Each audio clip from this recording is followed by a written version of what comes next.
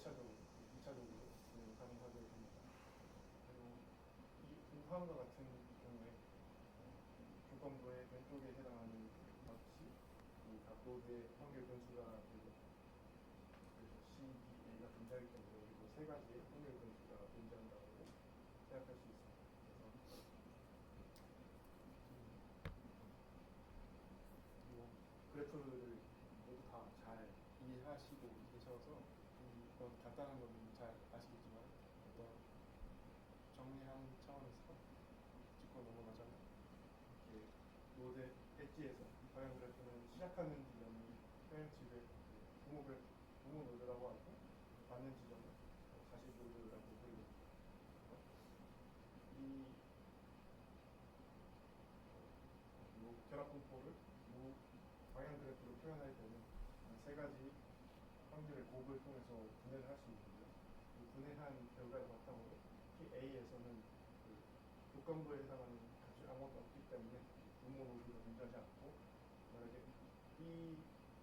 B가 A의 경우에는 부모 노드 A만 존재하기 때문에 하나만 존재하는 것을 확인할 수 있고, 마지막 요 확률의 경우에서는 조건부에 A와 B 둘 다 존재하기 때문에 두 가지 다 부모를 갖고 있는 것을 확인할 수 있습니다.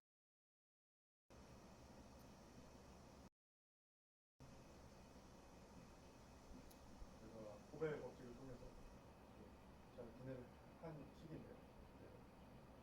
분해하는 순서에 따라서 B가 먼저 올 수도 있고 A가 먼저 올 수도 있기 때문에 분해하는 방식에 따라서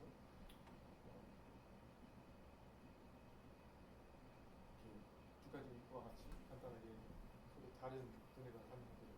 그래서 서로 다른 그래프를 표현 방식입니다. 동일한 결합 확률 분포여도 여러 가지 다른 그래프 표현 방식이 가능하다는 점을 짚고 넘어가고요. 그래서 K개로 확장했을 때 곱이 총 K개로 이 식을 생각해 보시면 약간 오토 리그레시브하게 이전에 사용된 모든 함들을 다 사용해서 현재 값을 추론하는 데 사용하는 것을 확인할 수 있고, 그래서 1번 모든 노드 간의 연결 엣지가 존재하기 때문에 이 그래프는 fully connected 그래프입니다. 반면에 이 그래프는 1번과 2번, 1번과 3번, 다른 6번과 7번과 같이 노드 간의 연결이 존재하지 않기 때문에 이거는 fully connected 그래프라고 부를 수는 없습니다. 잘 이해가 가시겠죠? 여기에서는 분모가 없는 게 하나, 둘, 세 개 칸, 그리고 이걸 표현하는 데는 분모가 세 개, 여기서는 분모 두 개. 잘 이해가 되실 거라고 생각합니다.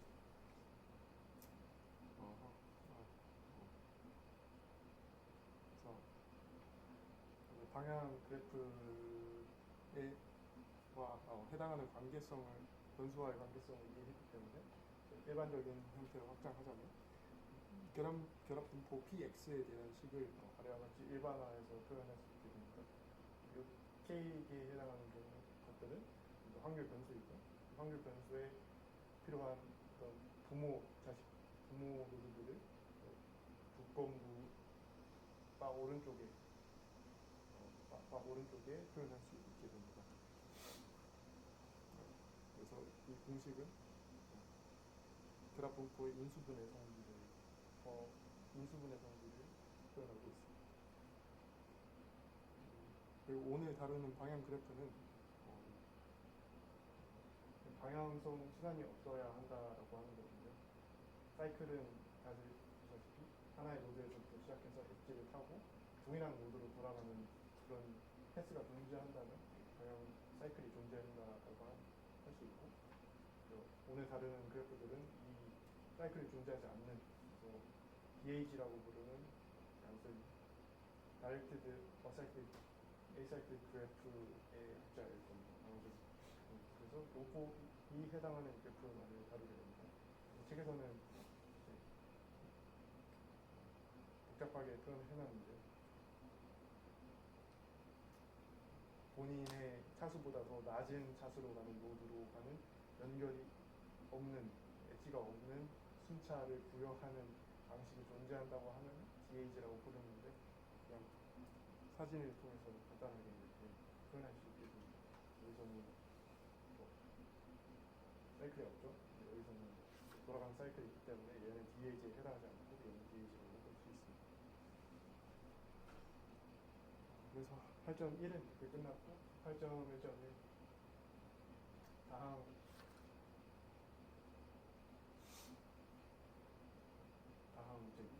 제기와 관련해서 이 예시를 바탕으로 설명을 해보겠습니다.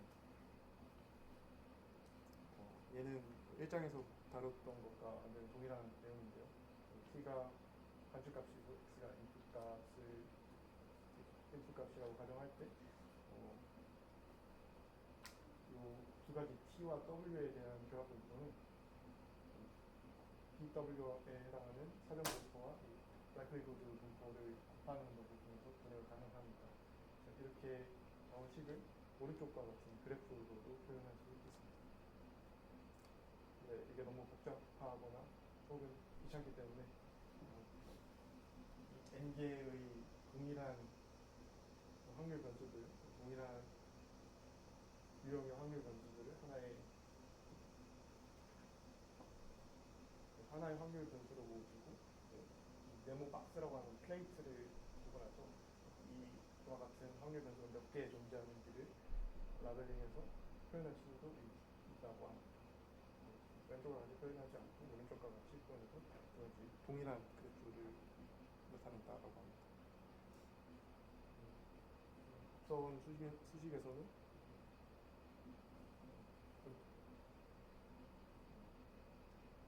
간단하게 표현한 수식이었는데 실제로는 모델의 매겨 변수나 확률 변수 등을 직접적으로 표현하는 것이 유리할 때가 있기 때문에 이를 반영해서 오른쪽과 같은 수식으로 표현을 할 수 있는 건 당연히 다 이해를 하실 겁니다. 그러면 이 오른쪽 수식을 바탕으로 아래의 그래프를 표현할 수 있게 됩니다. 네. 그래서 뷰가 총 요 큰 동그라미 하나랑 작은 점 하나 그리고 요 네모 박스 3개로 구성되어 있다라고 볼 수 있는데 W랑 T에 해당하는 것은 모두 다 확률 변수이기 때문에 동그라미 원으로 표현하게 되고 오른쪽 바 뒤에 있는 알파나 시그마 그리고 XN 같은 경우에는 디터미스틱한 매개 변수로만 작용하기 때문에 어떤 확률 값이 존재하지 않고 매개 변수로만 작용하기 때문에 이렇게 작은 점으로만 표현한다는 것을 확인할 수 있습니다. 그게 두 가지 차이라고 보시면 되고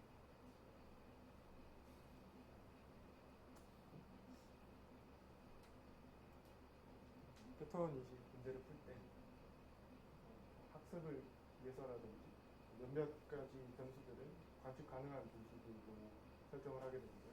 저희가 푸는 다항 회귀, 다항 리그레이션 문제와 같은 경우에서는 TN의 값이 저희가 사용할 수 있는 관측 값에 해당하기 때문에 음영 처리를 해서 표현한다고 합니다. 음영 처리하지 않은 확률 변수들은 모두 잠재 배열을 레이턴트 배열이라고 부르게 됩니다.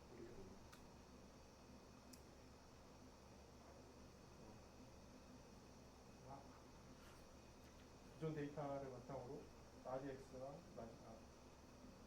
X 매트릭스랑 T 벡터 등을 사용해서 웨이트 값을 학습을 하는 경우에 새로운 X 값에 대해서 새로운 T 값을 어떻게 예측할 거냐가 저희가 중요하게 다뤄야 하는 문제니까 이 부분에 대해서 이 식을 전개한 다음에 이 결합 분포를 어떻게 그래프로 나타낼 수 있을지에 대해서 생각을 해보고 세 가지 결합 분포니까 세 가지 크게 본다면 세 가지 확률의 곱으로 분해가 가능하고 이를 바탕으로 아래와 같이 표현이 당연히 되게 됩니다. 디터미스틱한 파라미터랑 거기서 사용하는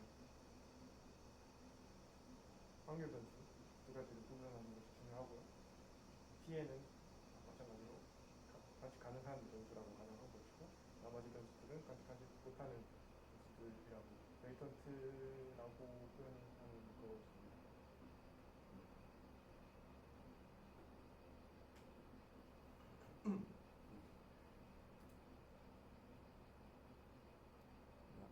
이 부분은 책에 없는 거긴 한데 이 마지막 부분만 존재할 건데 예측부 원포를 구하는 과정을 다시 한번 정리를 해봤습니다. 다들 많이 해보셨을 거기 때문에 넘어가고 그 인테그랄에 대한 것은 딱히 그래프로 표현하는 부분을 나타나 있지 않습니다. 그래서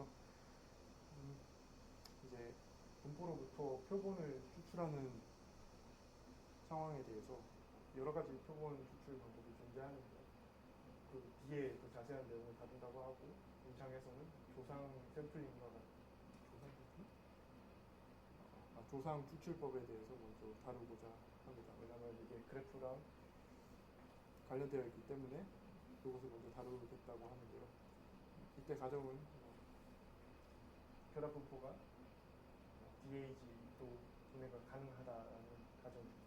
그래서 이 결합 분포를 오른쪽과 같이 나타내는 오른쪽 우변형으로부터 X1부터 XK까지를 샘플링하는 방식을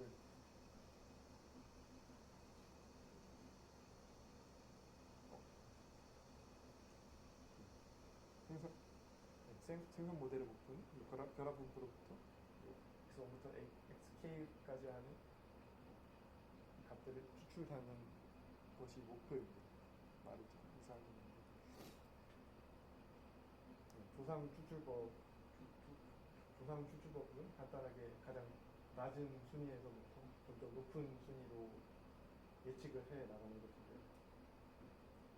이 시기 DAG 그래프의 시기라고 생각할 수 있는데 더 간단하게 생각하자면 저희가 오토리그레시브하게 어떤 LLM이 디코딩을 진행할 때 이전에 생성된 토큰을 바탕으로 또 다시 새로운 토큰, 전체 토큰을 바탕으로 또 다시 새로운 토큰을 생성하는 것처럼 여기에서는 가장 간단한 X1 차수만을 확정하고 그리고 이 X1 차수가 확정되면 그 다음에 X1이 활용되는 X2나 X3 같은 식의 오른쪽 부분이 결정되는 것이기 때문에 그를 바탕으로 추론을 계속해서 진행한다.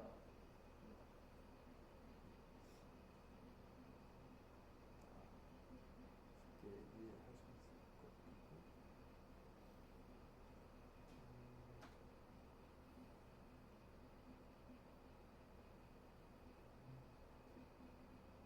그리고 그래프에서 관측 변수에 해당하는 값들은 터미널 로드에 해당하고 주로 터미널 노드 혹은 높은 인덱스를 가진 노드로 전개가 되고 잠재 변수들은 그 내부에 있는 노드로 표현되기 때문에 낮은 인덱스로의 노드로 표현되게 됩니다. 이 잠재 변수의 목적은 생성 모델의 경우에서는 복잡한 관측 분포를 단순한 조건부 분포의 조건부 분포들의 곱으로 표현할 수 있게 해주는 것이기 때문에 이러한 관점은 생성 모델에 대해서만 데이터가 생성되는 인과 과정을 그래프로 표현할 수 있다라고 데이터가 생성되는 인과 과정을 그래프가 담는다는 뜻이 되게 됩니다. 예를 들어 이미지에서 오브젝트 디텍션하는 태스크의 경우에 이미지를 바탕으로 객체가 어디에 위치해 있는지 그리고 어떤 자세를 가지고 있는지를 잠재 변수로 표현할 수 있고 원래 이미지를 바탕으로 위에 잠재 변수들로 해당 값들을 표현하게 됩니다.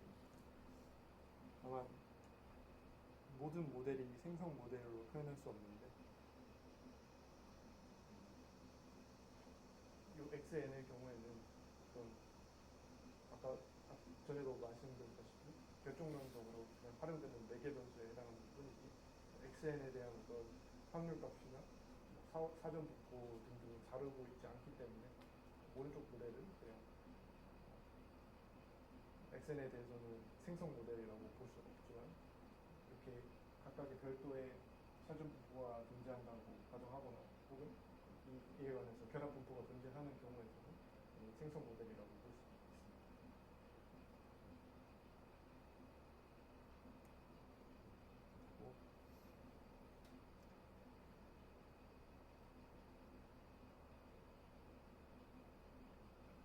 그리고 세 번째로 넘어가서 이산 확률 변수를 가진 방향 그래프에 대해서 설명을 해보겠습니다.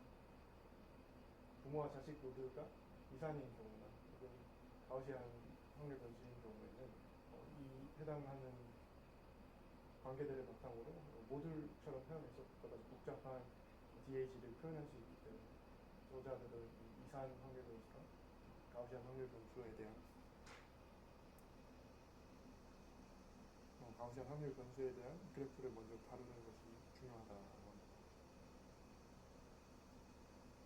간단하게 생각해보자면 K개의 클래스 중에서 하나를 가질 수 있는 그런 경우로 생각해본다면 x는 원합 벡터에 해당하게 되고 해당하는 값들만 해당하는 k만 xk가 1이게 됩니다. 그리고 이 뮤값은 확률 값에 해당하기 때문에 각각의 클래스가 가질 수 있는 확률 값에 해당하기 때문에 모든 k의 합은 1이 되고 뮤를 바탕으로 한 x의 분포는 아래와 같은 식으로 표현할 수 있습니다. k개의 파라미터가 존재하지만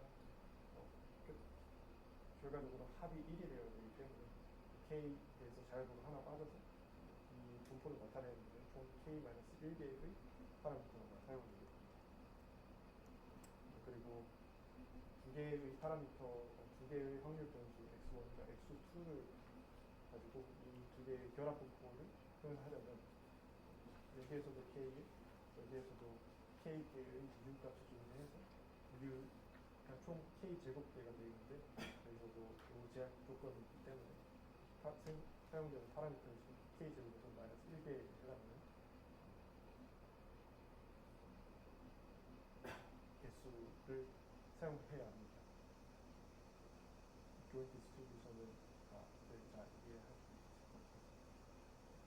뮤k가 x1이 k를 가질 때 l은 x2가 l을 가질 때를 나타내는 것입니다.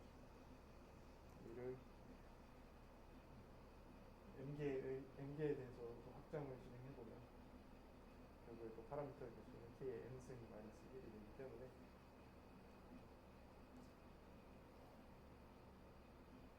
이 경우 확률 변수들이 계속해서 늘어나게 되면 지하적으로 엑스포넨셜하게 굉장히 더 많은 파라미터를 사용한다는 것을 확인할 수 있습니다. 다만 이것은 앞에서 봤던 예제는 A번과 같이 간단하게 풀리 디펜던트한 모델을 표현하는 것입니다.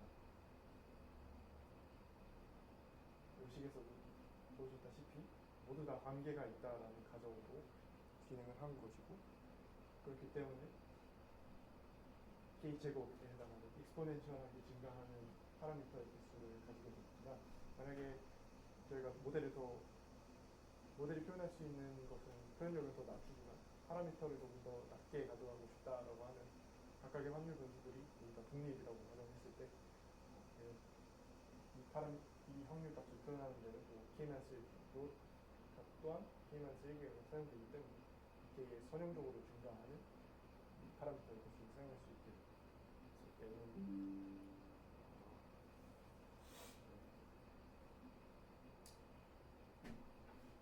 이전 슬라이드에서는 K의 M승 마이너스 1이었는데 독립이라고 가정했을 때는 M이 아래로 내려와서 M 곱하기 K에 비례한다라고 생각할 수 있겠습니다. 다만 이와 같은 독립 가정은 모델의 표현력을 낮추는 거기 때문에 표현력은 유지하면서 파라미터를 어떻게 더 줄일 수 있을까에 대한 대안으로 파라미터 공유라고 하는 아이디어를 떠올리게 됩니다. 왼쪽과 같은 x1을 결정할 때는 얘만 있는 것과는 동일하게 k-1개의 파라미터가 되지만 나머지 x2부터 xn까지는 모두 다 동일하게 이전 값과 그리고 본인에 해당하는 k-1개의 값을 사용하기 때문에 k 곱하기 k-1의 파라미터를 사용하게 됩니다. 파라미터를 공유하지 않는다면 여기다가 m을 곱해서 표현할 수 있겠지만 모듈의 구조가 똑같기 때문에 단 하나의 파라미터만 사용해서 k-1을 k 곱하기 k-1에 해당하는 개수의 파라미터만 사용하게 됩니다. 그래서 이 경우에 원래 mk 제곱에 비례하게 되었지만 여기에서는 그냥 k 제곱에 비례한다는 것을 확인할 수 있습니다. 그리고 앞에서는 그냥 미흡값을 결정적으로 표현했을 때는 이런 식으로 표현이 가능하지만 이에 대해서 디리클렛 분포를 추가해서 표현할 때는 위에서부터 아래로 여러 가지 화살표에 해당하는 잠재 변수를 추가해 줄 수 있고 여기에서 또 파라미터 쉐어링을 사용하면 파라미터를 줄일 수 있기 때문에 이 뮤에 해당하는 것을 여러 개로 사용할 수 있다. 여러 잠재 변수에 대해서 동일한 분포를 사용한다라고 표현할 수 있습니다. 그리고 파라미터 크기를 줄이는 또 한 가지의 방법은 매개 변수화된 모델을 사용하는 것입니다.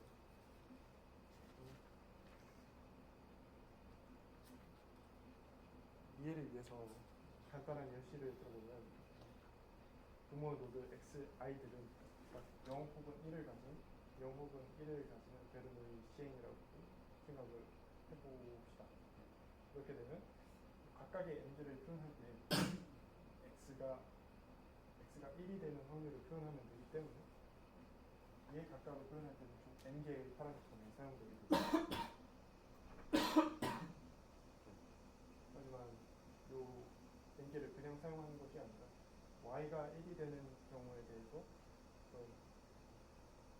조건부 분포로 들어가게 되는데 x부터 xn이 0, 1, 0, 1, 0, 1, 0, 1 이렇게 이의 m승에 해당하는 가지수가 있기 때문에 거기에 맞는 각각의 확률값을 모두 다 정의해야 되고 그렇기 때문에 파라미터의 개수는 이의 m승에 비례하게 됩니다. 다만 이렇게 사용하지 않고 이것도 그냥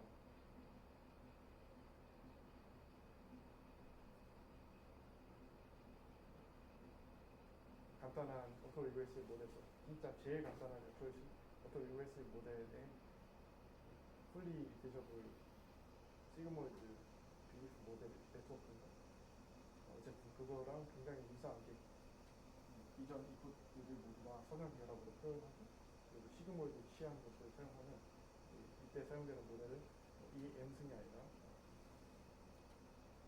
모델 개수 m에 비례하게 되는 겁니다. 모든 파라미터를 다 하나씩 정의할 필요 없고 모든 경우에서 하나씩 다 정의하지 않고 파라미터를 사용해서 좀 더 압축적으로 모델을 구현할 수 있다고 생각합니다. 그래서 파라미터를 줄이는 방법은 파라미터 쉐어링을 그리고 매개 변수화된 모델을 사용하는 방법이다라고 교과서에서는 정리를 해놨습니다. 그리고 마지막으로 선형 가우시안 모델에 대해서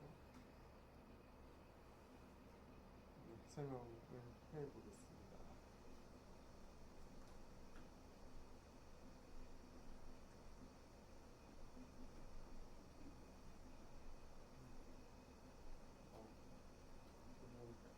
이전에 했던 거랑 거의 간단해서 빠르게 하고 넘어가겠습니다. xi에 해당하는 가우시안 모델에서는 xi에 해당하는 부모들의 선형 결합과 바이어스함을 추가하는 값을 평균으로 가지고 별도의 파라미터 분산값을 가진 가우시안 모델을 가정하여 사용합니다. 잠시만요.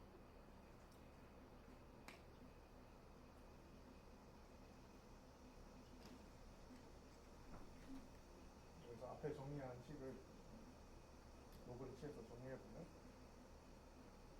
x에 대해서 2차식으로 표현된다는 것을 확인할 수 있고, 이 각각의 xi에 해당하는 노드들은 그래서 이전 본인의 부모 노드와 선형 결합한 값과 그리고 아까 말씀드린 그 분산에다가 엡실론을 더한 값으로 간단하게 표현할 수 있다고 합니다. 엡실론은 평균 1이고 분산이 1인 평균이 0이고 분산이 1인 정리 분수를 따르고 요 성질을 만족한다라는 가정을 합니다. 평균은 앞에서 봤듯이 0이되고 서로 다른 두 가지 엡실론 점수가 존재할 때 동일한 경우에만 1이 나오고 동일하지 않은 경우에는 0이 나오는 그런 기대값을 가지고 있다라는 가정입니다. 그래서 xi에 해당하는 기대값은 여기다가 그냥 엑스포넨셜을 취하면 되기 때문에 얘는 날아가게 되고 오른쪽 식과 같이 표현됩니다. 그래서 이것을 통해서 알 수 있는 건 뭐냐면 이전 노드들에서도 차수가 낮은 노드들의 기대값을 순차적으로 구해 나가게 되면 모든 노드에 대한 기대값을 다 구할 수 있다는 그런 아이디어를 말하고 있습니다. 그래서 공분산도 마찬가지고 공식에 대입해보면 이전 순차적인 값을 다 계산해놨을 때 최종적으로 전체 코베리언스 값을 다 구할 수 있다라는 것을 말합니다. 그래서 이산적인 경우랑 비슷하게 두 가지 케이스를 구분한다고 하는데요. 첫 번째는 그냥 링크가 없는 그냥 다 파라미터가 독립적인 확률 변수가 다 독립적인 가정이라고 했을 때 앞에 해당하는 웨이트 값은 전부 다 사라지게 되고 바이어스랑 분산에 해당하는 게 필요하기 때문에 모두 다 독립인 가정의 경우는 이 B에 해당하는 파라미터를 사용하게 됩니다. 그리고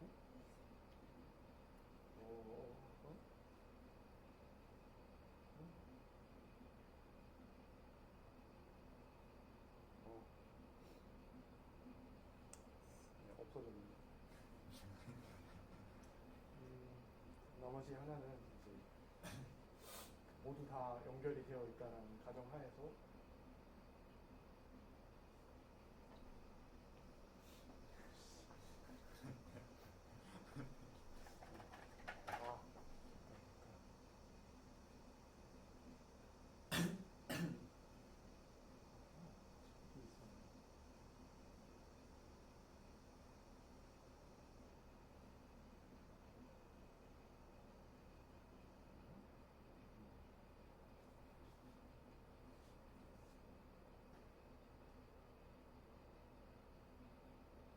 그래프가 모두 다 연결되어 있다는 가정하에서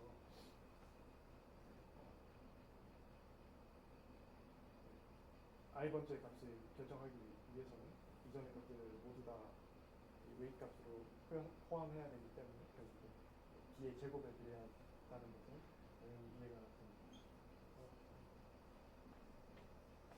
그리고 여기서 표현할 때 대각 부분을 다 없애고 이건 필요 없습니다. 그래서 중간 레벨을 설명하게 되면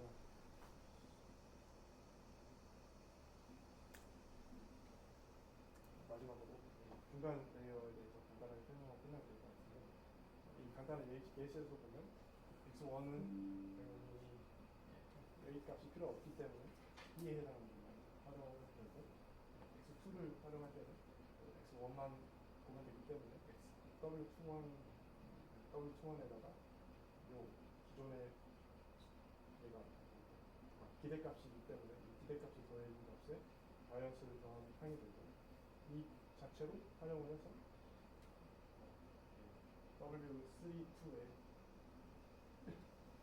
이 값을 여기에 곱해주는 거라고 확인할 수 있습니다. 공문상을 구하는 과정이니까 굳이 언급하지 않아도 될 것 같습니다. 네, 여기까지입니다.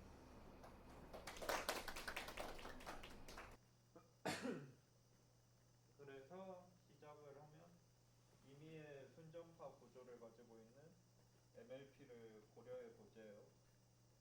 그래서 이 MLP를 5.127의 탄젠트 전파 오류 함수를 최소화하는 방식으로 훈련한다고 했는데 2주일이 지나서 까먹은 분들을 위해 살짝 이제 리마인드를 하면서 해보죠.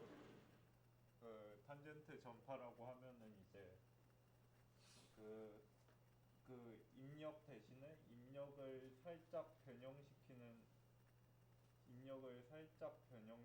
어떤 이런 함수, 벡터 함수를 가져와서 이 벡터 함수로 입력을 변환시켜 보자.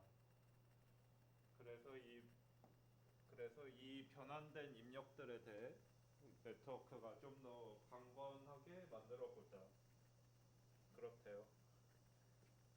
그래서 이렇게 하자는 게 이 친구들의 이제 기본적인 저건데, 잠시만요.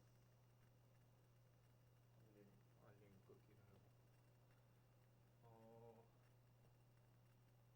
그래서 이제 이 오류 함수를 이용해서 이 오류 함수를 뭐 탄젠트 전파를 해서 오류 함수를 최소화하면은 좋겠다. 네트워크가 더 강건해질 거다. 그래서 5.26은 그거에 대해 수식을 풀어보라는 건데 직접 너희들이 순전파, 역전파 뭐 다 해봐라. 로스 구하고 뭐 시기로. 그래요. 그래서 5.127과 5.128을 제가 써놨는데 이게 기본적으로 탄젠트 전파에 주어지는 오류 함수고요.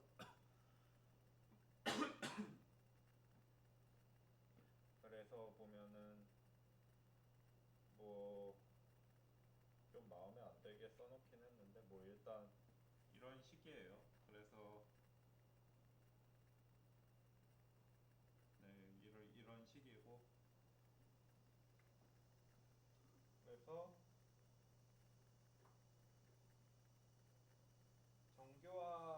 정교화항 이 5.128에 이 저 옴이라고 있나? 저 옴항을 옴이 아닌데 오메가 항을 잘못 생각을 해보니까 오메가고. 아, 제가 저걸 본 지 너무 오래돼가지고 오메가 항을 이제 5.201을 이용해서 표현을 해보래요. 그러니까 5.201처럼 표현을 해보라는데 5.201이 뭐냐? 뭐 아래 나와 있긴 한데 5.201이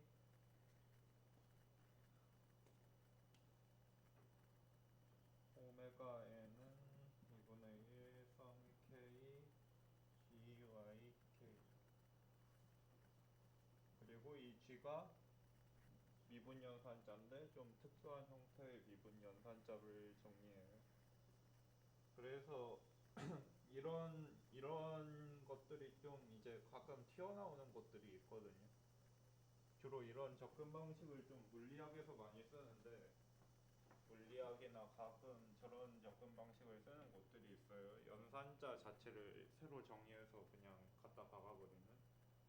그래서 뭐 대표적으로 뭐 미분 방정식 풀 때 뭐 공학 수학 뭐 이런 데서 미분 방정식 풀 때도 그냥 연산자 자체를 새로 정의해서 풀어버리는 경우도 있는 것 같고, 그런 접근 방식이에요. 그냥 근데 뭐 일단은 표현을 쉽게 만들기 위한 무언가고, 그리고 잘 보면 어차피 선형 연산자이기 때문에 그렇게 큰 문제는 없는 것 같고요. 그리고 여기 타우를 제가 여기 써놓을게요. 타우의 정의를 5.125의 타우가 정의되어 있는데 여기 문제는 없어서 다시 써놓자면 타우에는 라운드 x. 근데 이 문제를 보면서 제 풀이랑 약간 그 문제의 노테이션이 다를 수 있는데 제가 계속 여러 번 지적을 했는데 책의 노테이션이 그닥 엄격하지가 않거든요. 왔다 갔다 해요. 그래서 약간 이제 좀 이해를 해주시고. 아, 이거 쓸 때마다 헷갈림. 세 번인가? 세 번인가? 네. 그래서 보통은 이런 식으로 쓰죠. 이런 식으로 쓰는 거는 그 이제 미분기학 가면 왜 저렇게 쓰는지 알려줘요. 심심하면 배워보시고 아니면 그냥 받아들이시면 됩니다. 이거는 좀 그냥 기하적인 의미가 있어요. 제가 챕터 1 할 때 잠깐 얘기를 해드리긴 했거든요. 그 작곡이랑 설명할 때. 막 이상한 얘기를 좀 했을 거예요. 막 여기에 우리가 여기에 평면이 있는데 여기에 평면이 있고 뭐 여기 3차원 공면이 막 이상하게 있다. 막 이런 식으로 특이한 공면이 있다. 그러면은 우리가 이 평면을 통해서 이 평면의 점을 이제 이 위에 매핑을 시키겠다. 어떠한 함수 파이를 이용해서. 그래서 이제 이 이러한 매핑을 했을 때 이 위에 어떤 점에서의 변화율과 이 점에서의 변화율을 대응을 시킬 건데 이 점에서의 움직이는 속도와 이 점에서의 움직이는 속도를 대응을 시킬 건데 이거는 어떤 점에서 대응을 시킬지 명시해 주는 거거든요. 저 미분을 했을 때 뭐 하여튼 그런 의미가 있어요. 저런 기하적인 의미가 있고. 근데 뭐 딱히 지금은 근데 이게 좀 이 문제가 좀 복잡해요. 그러니까 복잡해서 사실 복잡한 문제는 저런 거에서 은근히 헷갈려서 갑자기 이제 내가 뭘 풀고 있는 거지 하는 그런 의문이 좀 들 수는 있는데 일단은 그렇게 알아두시면 될 것 같고. 그래서 우리가 보통은 이제 고등학교 때까지는 대충 이렇게 했잖아요. 이렇게 하면 A에서의 도함수. 근데 이제 이게 사실은 뭐 dx분의 df x는 a랑 똑같은 거거든요. 이거는 그러니까 이제 우리가 x라는 수직선 위에서 이렇게 움직일 건데 그래서 여기에 f라는 수직선이 있어요. f라는 함수로 여기 이렇게 변화를 시킬 건데 뭐 수직선 이름은 좀 f라고 하면 안 되고 좀 x 프라임이나 뭐 y라는 수직선이 있다고 해보자고. y라는 수직선 위로 f를 이용해서 이동시킬 건데 우리가 변화율을 뭐 여기에 x가 a 근처에서 움직였을 때 a에 해당하는 지점에 fa라는 지점 근처에서 얘가 동시에 어떻게 변하는지 보겠다. 이런 기하적 의미고요. 여기 x는 a라고 하는 게 난 여기서 입력은 여기서 움직일 건데 출력인 fa 근처에서의 변화율을 보겠다. 그래서 이게 가끔 어떤 식으로 쓰냐면 이렇게 안 쓰고 그냥 여기에 fa를 넣는 경우도 있거든요. 똑같은 의미예요. 이게 fa랑 x는 a랑 어차피 대응되니까 얘랑 그냥 대응이 되니까 여기에 x는 a를 쓰든 f는 fa를 쓰든 그거는 의미가 변하지 않고요. 이거는 이제 서론인데 일단은 이 얘기를 왜 했냐면 이게 탄젠트 점파 할 때 그 잠깐 설명이 나왔을 거예요. 막 곡선에서 막 탄젠트 벡터의 접선 막 그런 거 설명하면서 그거를 잠깐만 복귀한 거고 뭐 지금은 이거 몰라도 문제 푸는데 크게 지장은 없는데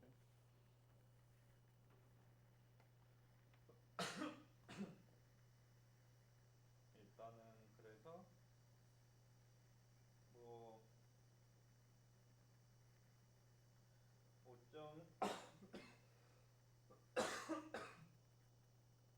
그래서 일단은 저 오메가를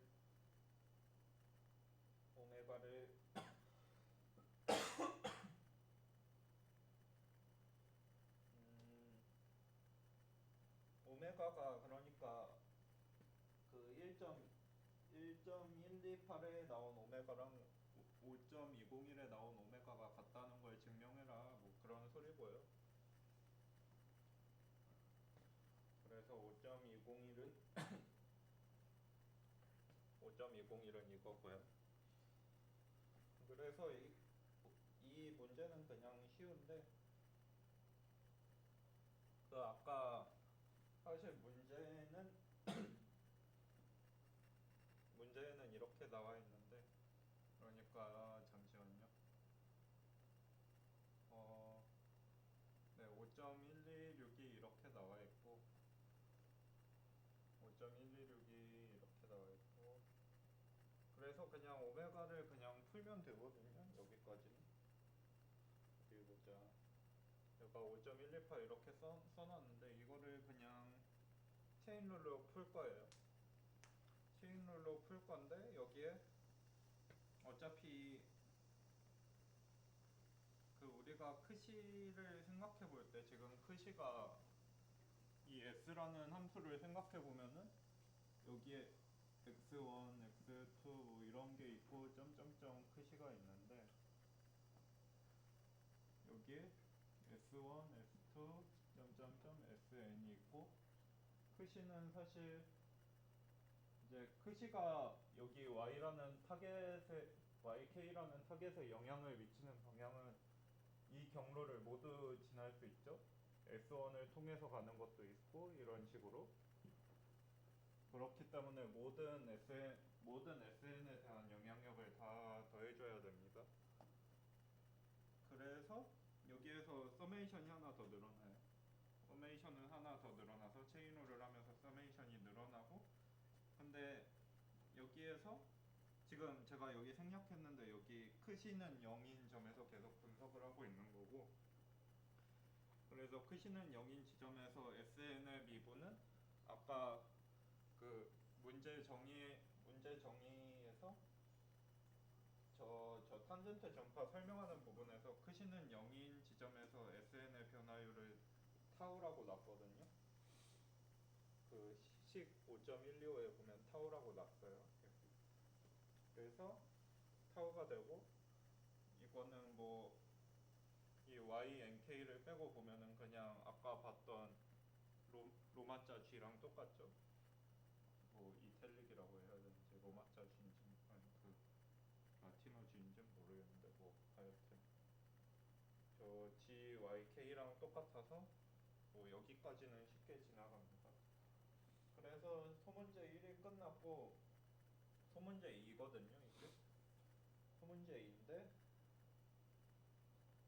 203의 순전파 공식들과 미분 연산자 G 그리고 5.204를 이용한 순전파를 이용해서 오메가 n을 계산할 수 있음을 보여라. 그러니까 이게 무슨 소리냐면 우리가 그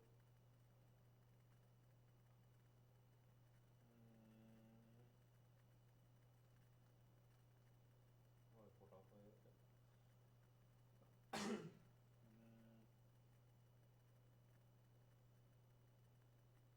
그러니까 사실 그거죠. 우리가 뉴럴 네트워크 순전파 할 때 사실 미래를 위해서 값을 다 저장해 놓잖아요. 백워드용으로. 그거를 이용하기 위해서 우리가 역전파 때 쓸 값들을 미리 다 저장하면서 순전파를 할 수 있는 이런 소리거든요. 그래서 이건 다음 문제에서 이 의미가 좀 명확해지는데 일단은 이 문제까지 풀고 다음 문제에서 설명을 더 자세히 할게요. 그래서 뭐 계산이 상당히 더럽고요. 뭐 슬프게도 제가 여기서 어디 보자. 네, 그래서 GYK부터 시작을 하는데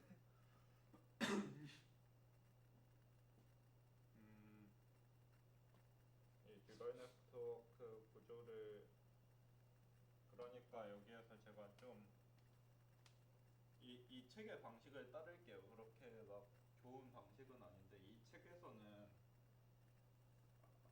IJ 그리고 음, IJ 다음 K가 있구나. K를 마지막 레이어를 나타내는 인덱스로 쓰고요. 이 책의 방식에선 그래요. 그래서 여기가 중간 레이어.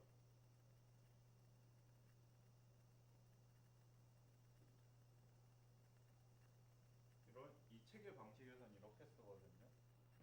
그래서 이 책의 방식으로 전개를 할게요. 일단은. 그래서 보면 알겠지만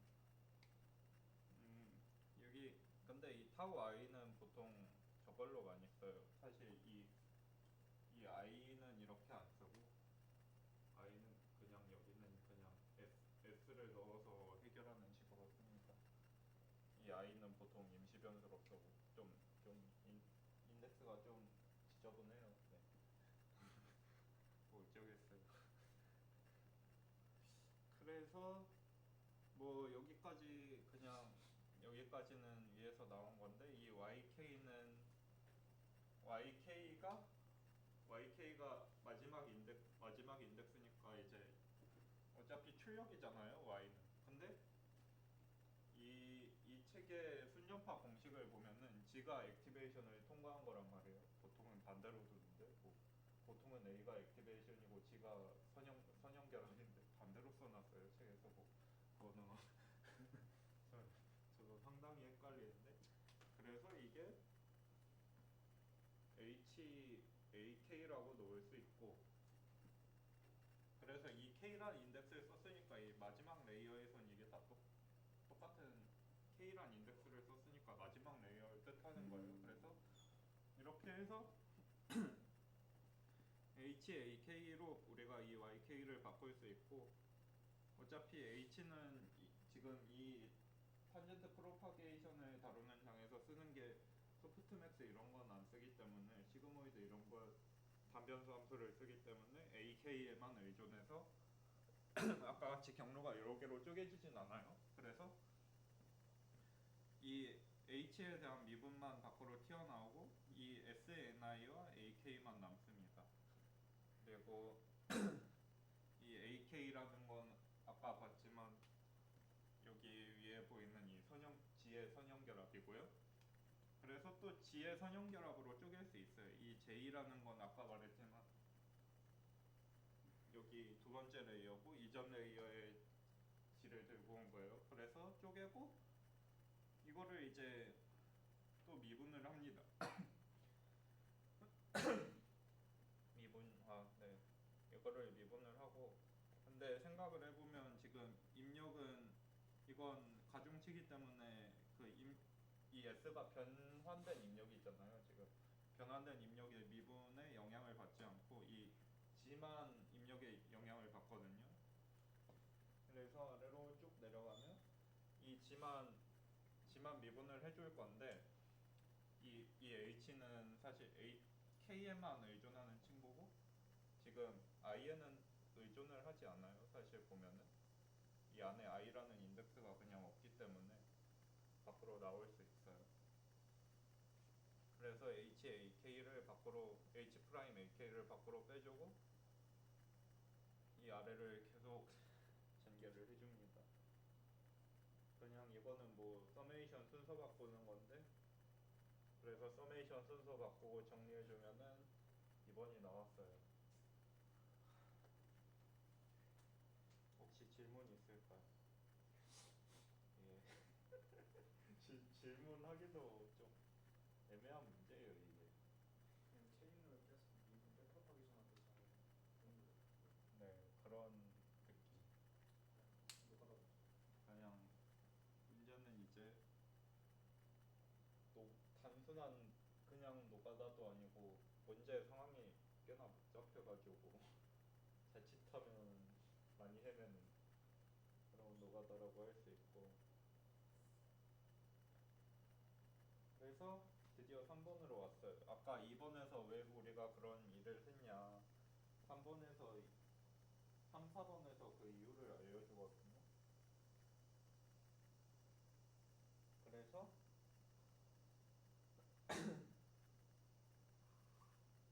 일단 3번에서 이제 가중치로 이 로스텀을 미분을 해보겠대요. 그 정교함이라고, 정교함이 아니라 이제 탄젠트 프로파게이션에서 새로 추가된 로스텀이죠. 이 친구가 아까 위에서 봤지만, 그래서 이 친구를 미분을 해보겠다. 그래서 이건 아까 봤던 그 친구고, 미분을 쭉 하고 싶은데 일단 WRS니까 일단은 안으로 집어 넣을 건데, 잘 보면은 우리가 되게 주의를 해야 되는데, 이게 잠시만요. 문제가 너무 복잡해가지고.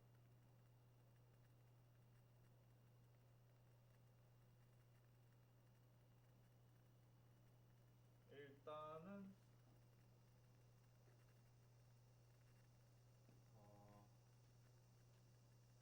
네네,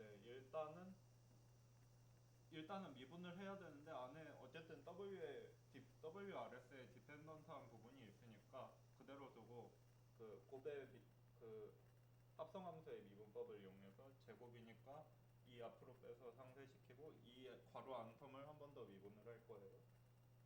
그래서 WRS로 미분을 할 건데 타우 i는 입력이잖아요. 입력이니까 가중치랑 상관이 없고, 이 출력 YK의 입력에 대한 변화율을 가중치로 미분을 할 겁니다. 근데 이제 잘 보면은 이 마지막 텀 있잖아요. 이게 흔히 나오는 건데 아마 여러분들도 배웠을 거긴 해요. 근데 이게 이름이 뭐였지? 푸비니의 정리였나? 푸비니의 정리가 아니라 반대였던 걸로 아는데, 잠시만요. 이게 정리 이름이 기억이 안 나는데.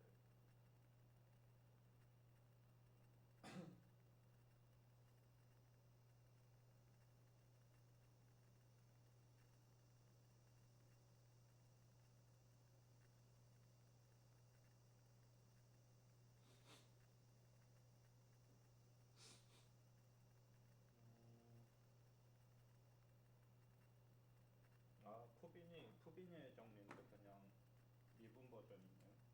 그냥 푸비니의 뭐 미분 정리라고 하는 것 같은데.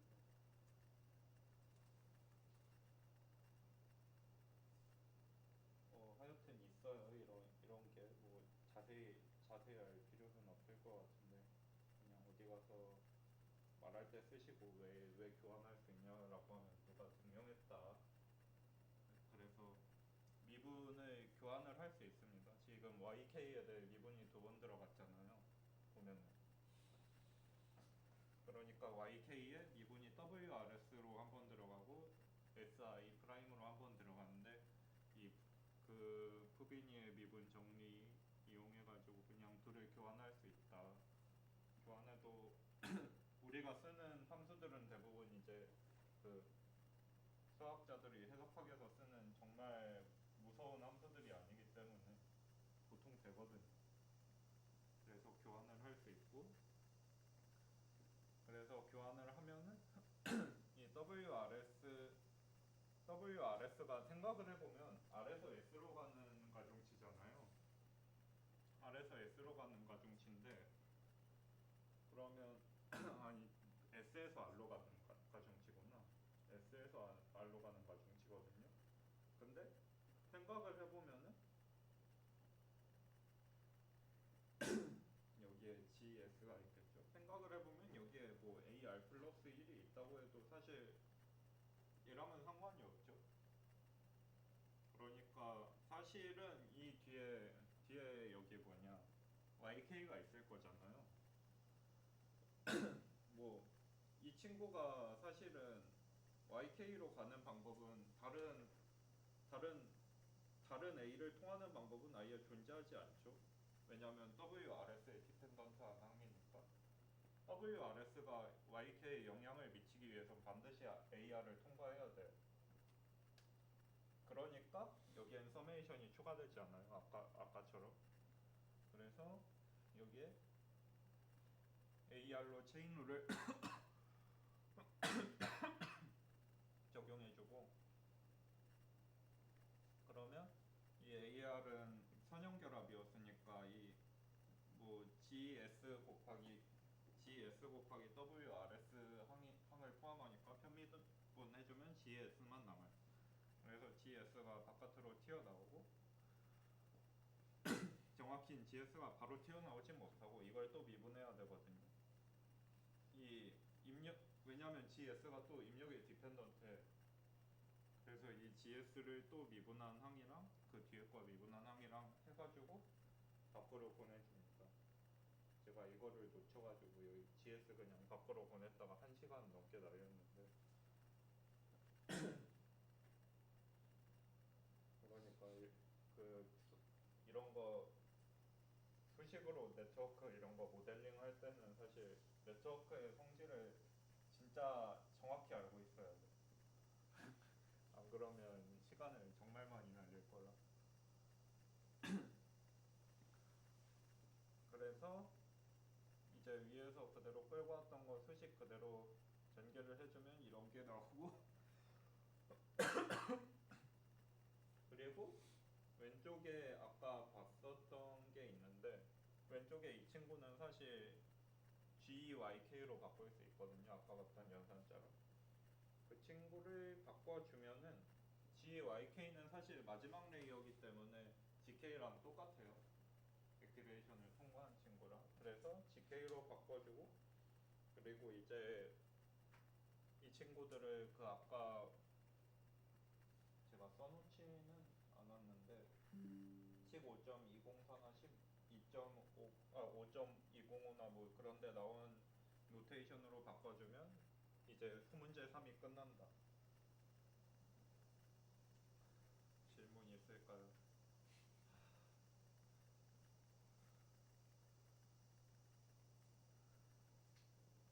네.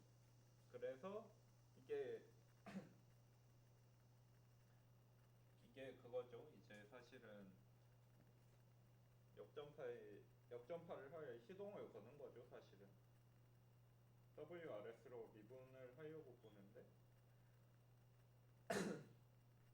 이제 WRS로 미분을 하려고 보니까 이 두 개 항만 있으면 이 파이 KR과 뭐 델타 KR만 있으면 뭐 우리가 역전파를 할 수 있겠다. 왜냐하면 이 알파 S랑 알파 K는 아까 순전파일 때 우리가 순전파만으로 구할 수 있다고 이제 문제에서 증명하라 그랬잖아요. 순전파로 구할 수 있거든요. 순전파일 때 이 알파 K를 미리 저장을 해놨을 거예요. 우리는. 그러면 우린 이제 이 파이 KR과 델타 KR만 구하면 된다. 참고로 이거 제가 보통 크로네커로 쓰는데 문제에서 그냥 델타는 이거다라고 박아버려서 이번엔 크로네커 아니에요. 크로네커가 아니라 크로네커 델타가 아니에요. 저게 보통은 제가 저걸로 안 쓰는데, 그러니까 이런 문자는 사실 함부로 쓰면 안 돼요. 저 문자가 정말 많이 보이는데 맨날 맨날 달라져서. 근데 뭐 썼는데 어쩌겠어. 그러려니 해야지. 하여튼 그렇고 이제 4번으로 넘어가서 그래 역전파로 구할 만한 거 같은데 그럼 저 구체적으로 저 위에 보이는 파이 KR과 델타 KR을 어떻게 구할 거냐 역전파를 하면서 그거를 증명해 보라고 한 거고요. 그래서 그 델타 KR과 파이 KR을 이렇게 문제에서 정의를 했는데 그냥 이제 풀어 써보는 거죠. 그러면 우리가 아까 봤지만 이런 식으로 체인룰을 이용해서 전개를 할 수 있거든요. 그래서 보면은 알겠지만 뭐 우리가 지금 AR을 가지고 있는데 A가 히든을 그 히든이 아니라 액티베이션을 통과한 뒤에 잠시만요. 네 A가 액티베이션을 통과한 뒤에 그 다음에 아까 이것처럼 이제 액티베이션을 통과한 뒤에 모든 뉴런으로 다시 퍼질 수 있거든요. 선형결합으로 이런 그림처럼. 그래서 여기엔 서메이션이 들어가요. 이 GR이라는 액티베이션이 다음 층에서 다시 모든 뉴런으로 퍼질 거기 때문에 그래서 서메이션이 들어가고 체인룰에 그래서 이제 이렇게 체인룰로 이제 R'이라는 새로운 다음 층으로 재기적으로 표현을 해보면은 여기서 이제 델타 KR 프라임 곱하기 WR'R이라는 이제 선형 결합의 H 프라임 AR이라는 이런 그 미분계수가 곱해진 형태로 역전파가 될 수 있다. 이 델타 KR은 첫 번째로 델타 KR은 저렇게 역전파를 하면 된다고 여기서 나온 거예요. 그러니까 이제 R'은 다음 층에서부터 이제 계속 물려서 돌아오는 거죠. 그리고 이 phi KR이라는 건 이렇게 정의를 했는데 이 phi KR이라는 것도 이제 정의는 이거예요. 근데 이것도 또 아까처럼 재기적으로 다시 써보는 거예요. 근데 이 델타 KR은 아까 우리가 한번 구했죠. 그래서 이거를 그대로 여기에 집어넣을 거예요. 그리고 미분을 해줄 건데 그래서 미분을 해줄 건데 좀 복잡하죠. 그래서 얘 미분해주고 이 서메이션 미분해줄 거예요. 그래서 앞에 거 미분한 게 이 친구고 서메이션 그대로 내려오고 앞에 거 그대로 오고 서메이션 미분한 게 내려올 건데 이제 좀 복잡하죠. 네, 좀 복잡한데 일단은 어디 보자. 이 두 개의 항을 분리를 할게. 이 두 개의 항을 분리를 하면은 이렇게 크게 두 개의 항이 나오거든요. 크게 두 개의 항이 나오는데 왼쪽 항은 계산하면 이런 모양이 되고 오른쪽 항은 계산하면 뭐 미분을 딱히 적용하진 않았어요. 뭐 체인룰 이런 게 아니라 그냥 식 정리한 거고 식 정리해서 보면은 식 정리하면 이렇게 되는데 이제 왼쪽에도 또 체인룰을 적용해요. 근데 지금 하고 있는 게 뭐냐면 지금 K와 R에서 K로의 이제 파이 값이잖아요. 그리고 K가 마지막 레이어고 결국에는 그러니까 R이 중간에 있는 레이어라는 거고 그러면 이 중간에 있는 레이어에 대한 미분 계수를 구하고 있는 건데 그러니까 우리를 이 중간까지 전파된 역전파 값으로 표현을 하고 싶어요. 우리가 그러니까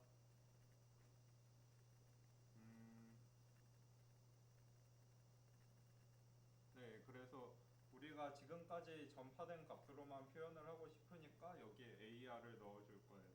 그리고 이 AR이라는 걸 넣어주기 위해서 잠깐만요. 여기에서 어떻게 했더라? 이게 되게 헷갈려가지고 어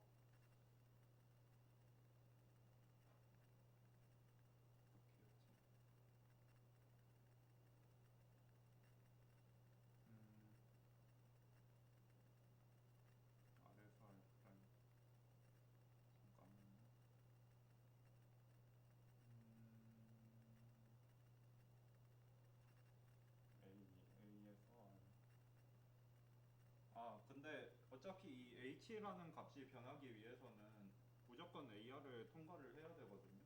h라는 값은 입력이 ar밖에 없어서, 그러니까 ar로 해도 체인룰을 해도 서메이션이 튀어나오지 않고, 그래서 ar로 체인룰을 할 건데 이 친구는 그냥 h를 두 번 미분한 이계도 함수가 튀어나오게 되고, 그리고 여기 있는 이 앞에 있는 이거는 그 GAR이라는 그 아까 정의했던 그런 미분 연산자가 튀어나오게 됩니다. 그리고 오른쪽은 오른쪽도 그 적당히 그 G라는 미분 연산자로 정리를 해주면 이렇게 되는데, 얘는 위에서 봤던 그 phi kr 프라임의 정의거든요. phi kr 프라임으로 바뀌어요. 그래서 결국에 이제 이 GAR이라는 것도 생각을 해보면은 다시 풀어 써보자고요. 이 GAR이라는 것도. 그러면 이 AR도 결국에는 이제 G 전에 오는 어떤 GS라는 그런 이제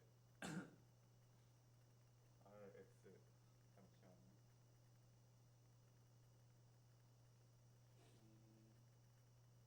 네, 그 여기에서 S를, 그러니까 지금 WRS라고 했는데 그 이 책에서 보충 설명을 하자면, 이 책에서 이제 S에서 R로 간다고 생각을 하고 있어요. R이란 층 전에 S가 있다고 생각을 하고 있어요. 이 저자들이 이제 딱히 명시는 안 했는데. 그래서 이제 우리가 R이란 층에 대해 지금 보고 있는데, AR은 G 그 전의 층인 GS에서 이제 선형 결합으로 만들어지기 때문에 모든 GS에 대해서 체인룰을 적용하고 다시 이 GS로 AR을 미분한 값은 사실 선형 결합이기 때문에 가중치가 튀어나오고, 그러면 이 잘 보면은 이 WRS는 여기 i에 디펜던트 하지 않죠. 그럼 서메이션을 바꾸면 밖으로 튀어나가서 이 D를 또 GS로 바꿀 수 있어요. 그래서 이 GS는 알파 S로 또 바꿀 수가 있고, 정의에 의해서. 그래서 마지막 결론이 이거다. 이제 우리가 이 phi kr이라는 거는 이제 우리가 순전파할 때 구했던 이 알파랑 뭐 그 H 프라임, 네, 알파랑 H 프라임 AR이랑 H 더블 프라임 AR 이런 거는 순전파할 때 다 구할 수가 있고, 그리고 이제 그 뒤에 층으로부터 내려온 이 델타 KR 프라임 그리고 파이 KR 프라임을 계속해서 누적해 가면서 이전 층의 값을 구할 수 있다. 이 문제에서 말하는 거예요. 여기까지가. 네.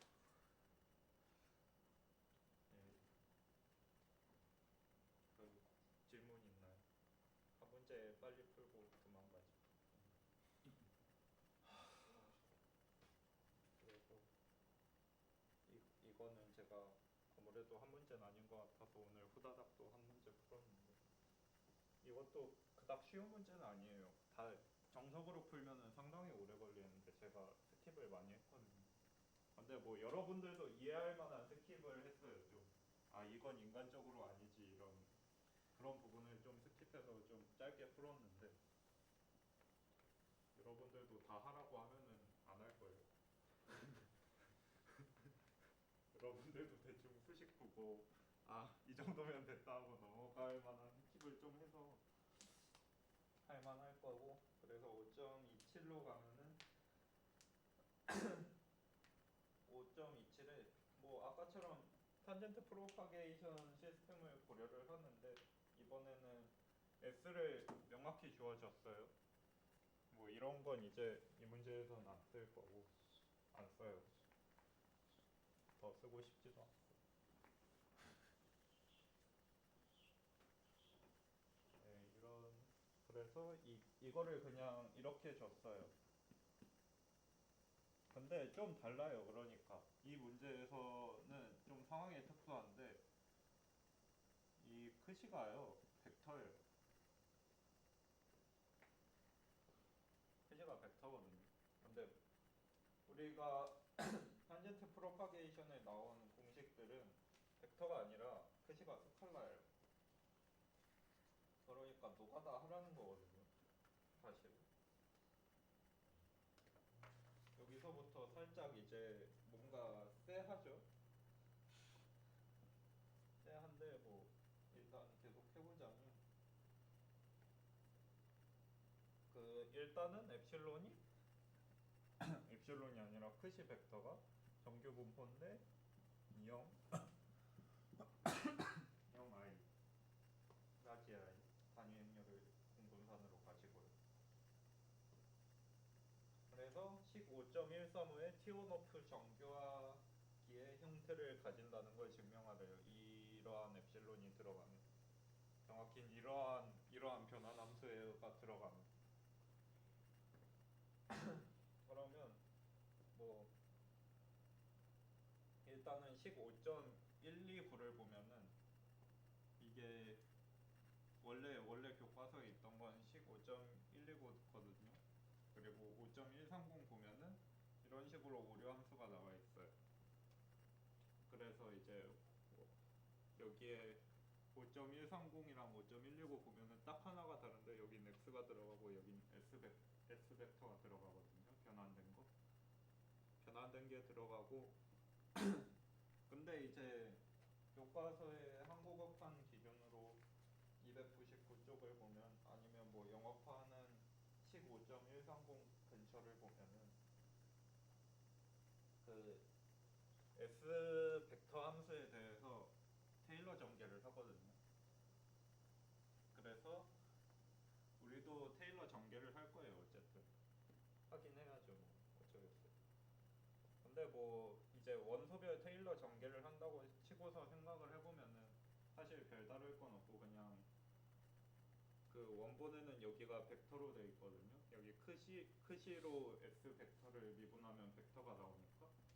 근데 여기에선 벡터로 벡터를 미분하니까 이게 행렬이 나와요. 그래서 여기서 주의할 거는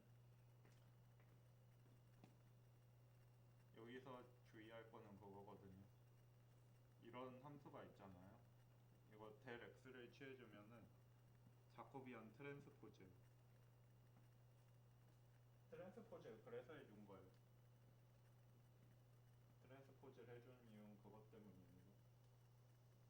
그래서 얘가 제가 예전에 지나가면서 얘기했는데 못 들은 분들이 있을까봐 설명을 하자면 자코비안은 뭐 예를 들어 라운드 x 벡터 그러니까 y 벡터가 있고 x 벡터로 y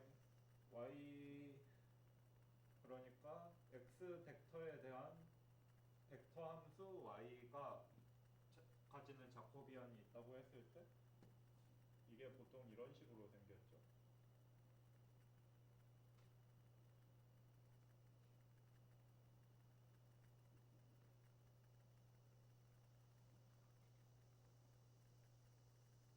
여기까지만 쓸게요.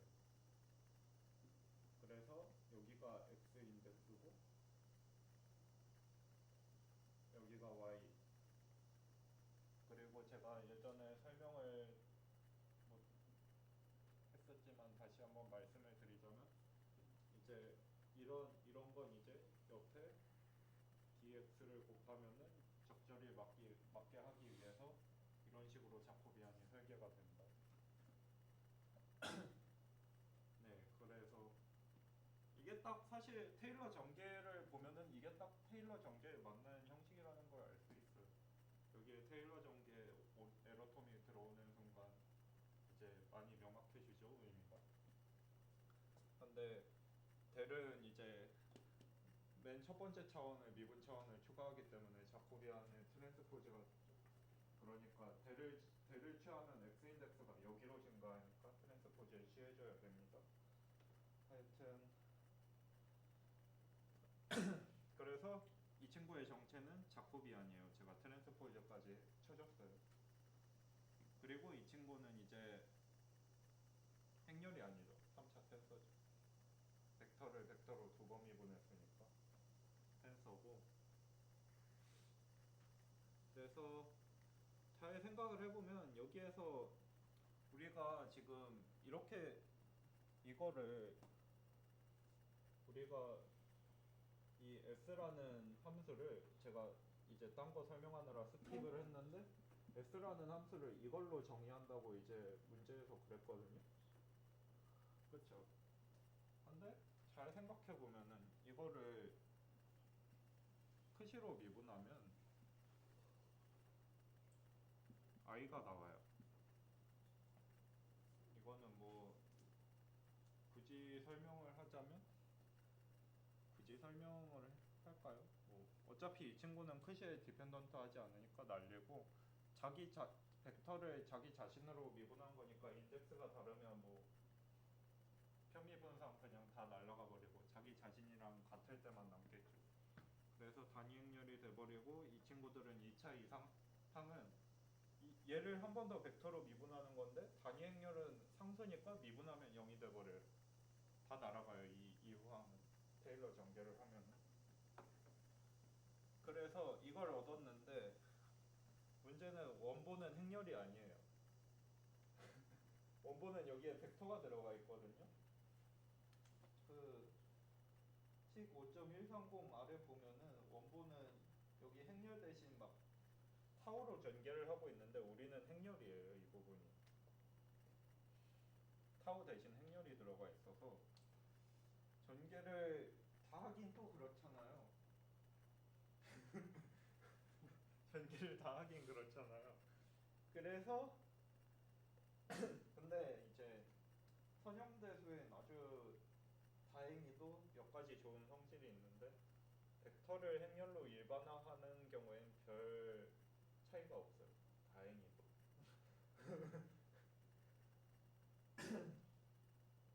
그래서 그 책에서 보면은 일단 다 날리고 생각하는 경향이 있는데 저희는 이제 다 날리진 못하거든요. 다 날리면 결과도 이상하게 나올 거예요. 그래서 식 5.132를 이제 식 5.132까지 가는 거는 뭐 사실 별 차이가 없을 거라 식 5.132까지는 그냥 스킵을 할게요. 과정이 매우 길고 더러울 거기 때문에 5.132까지 가는데 5.132에서 몇 개가 좀 달라져요. 왜냐하면 여기에 타우 벡터 대신에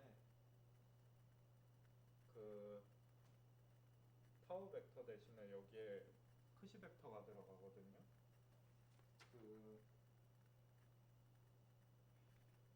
그러니까 이런 게 왜 생기냐면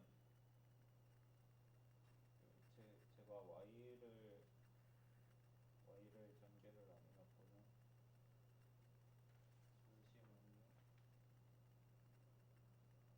네, 이런 이유가 왜 생기냐면 원본에서는 여기에 타우 곱하기 여기에서 아니 그 크시 곱하기 타우 벡터가 원래 여기 있었는데 크시가 다차원이 되고 타우가 행렬이 되면서 이 부분이 좀 식이 살짝씩 바뀌어요. 슬프게도 이 부분을 제가 다 하기는 그렇고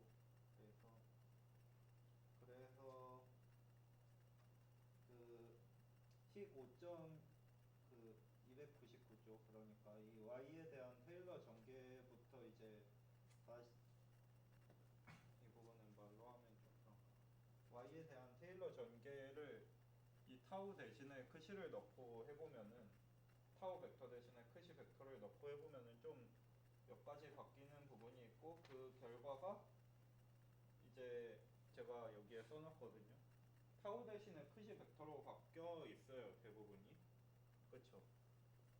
그리고 타우 벡터의 프라임은 사실 아까 봤던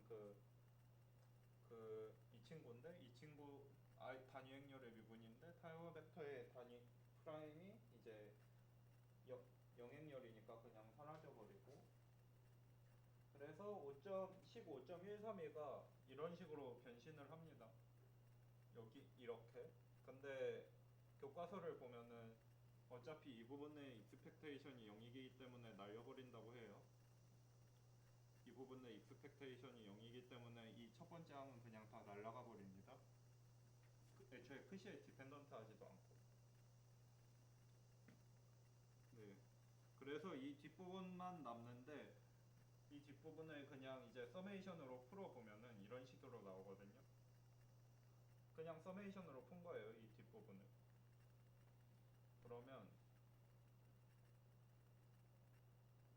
여기에 서메이션으로, 그러니까 이 서메이션으로 제곱항이랑 그냥 이제 1차 그 제곱항이랑 그냥 둘이 서로 다른 게 곱해진 그런 항이 나올 텐데, 아 잠시만요. 얘 맞나?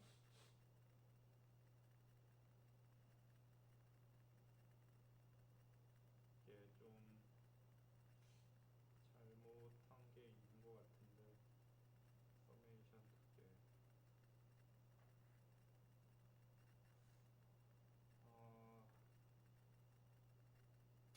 잘못한 게 있는데 그렇게 결과에 영향을 미치진 않는 것 같아서 넘어갈게요. 하여튼 이거를 잘 풀면 이런 비슷한 식이 나오거든요.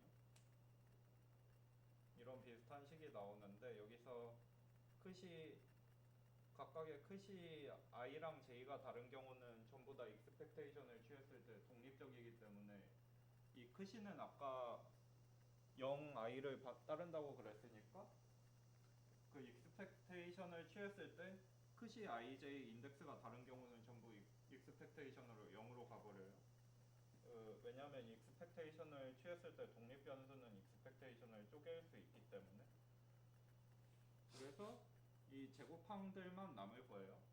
제곱항들만 남으면, 근데 그 이제 이런 식으로 제곱항들의 합만 남는데, 생각을 해보면 이 크시 제곱의, 일단 이 친구는 크시에 디펜던트하지 않기 때문에 우리가 크시에 대한 확률을 안쪽으로 보내고 크시 제곱에 대한 기대값으로 바꿀 수 있거든요. 그러면 베리언스가 1이고 각각의 변수는, 그리고 평균의 제곱은 어차피 0이기 때문에 크시 제곱의 익스펙테이션은 1이 나와서 이 델 i y의 개수가 전부 1로 바뀝니다. 그래서 이렇게 돼요. 네, 일찍 끝내려고 했는데 네. 질문 있을까요?